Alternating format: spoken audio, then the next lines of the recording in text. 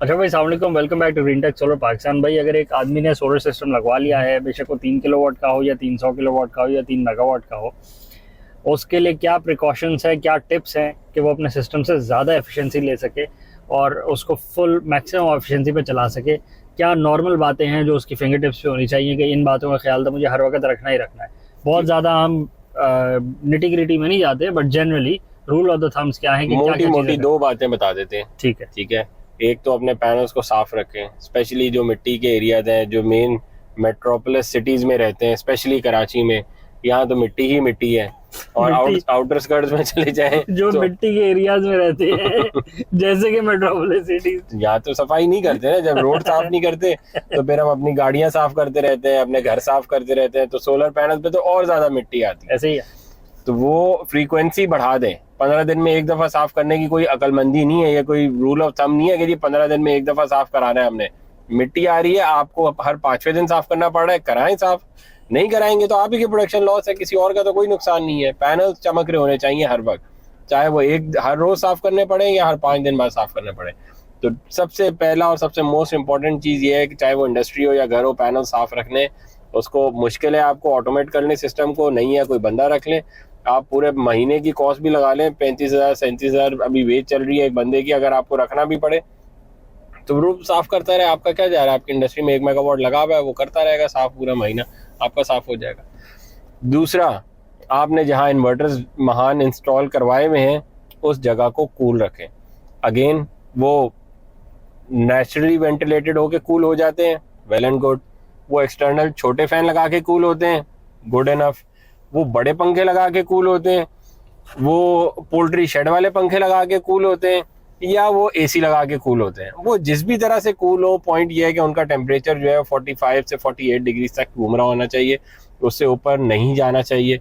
जितना आप ऊपर जाएंगे उतना आपके लिए लॉसेस बढ़ेंगे, डिग्रेडेशन होगी, तो वो कोई फायदा नहीं है, वो भी डायरेक्ट लॉस आप ही का होगा। अच्छा, ये तो वो लॉसेस हैं कि जो आप अब कंट्रोल कर सकते हैं ना। अब आपने सिस्टम लगवा लिया है, सोलर पैनल्स असली थे या नकली थे वो बात खत्म हो गई। ज्यादा एफिशिएंसी वाले थे, कम एफिशिएंसी वाले थे, वो बात अब मैटर नहीं करती। अब वो लग गए हैं, तो अब जब वो लग गए हैं तो आप उसको साफ रख लें, क्योंकि जितना साफ रखेंगे उतनी ज्यादा प्रोडक्शन करेगा। इन्वर्टर आपने जिस भी किस्म का लगवा लिया है, जिस भी तरह लगवा लिया है, जो भी उसकी एफिशिएंसीज हैं बिल्ट इन, वो अलग बात है।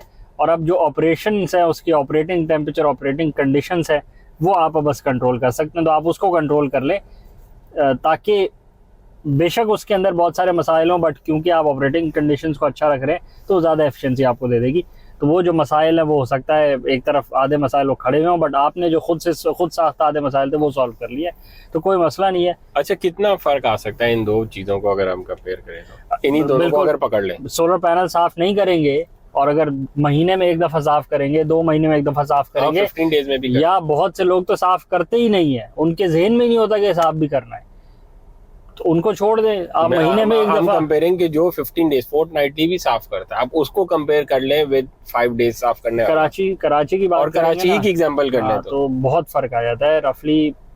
जो नई सफाई करेगा उसका 10 किलोवाट का सिस्टम, चले सोलर पैनल की एफिशिएंसी बात कर ले, उसका सोलर पैनल 50-55% पे चल रहा होगा, और जो ज्यादा साफ रखेगा उसको सोलर पैनल 80-85-90% तक चला जाएगा। 90-95 पे जा रहे थे अभी। अब जब टेम्परेचर बहुत अच्छा है तो वो तो 100% पे भी सोलर पैनल चले जाते हैं।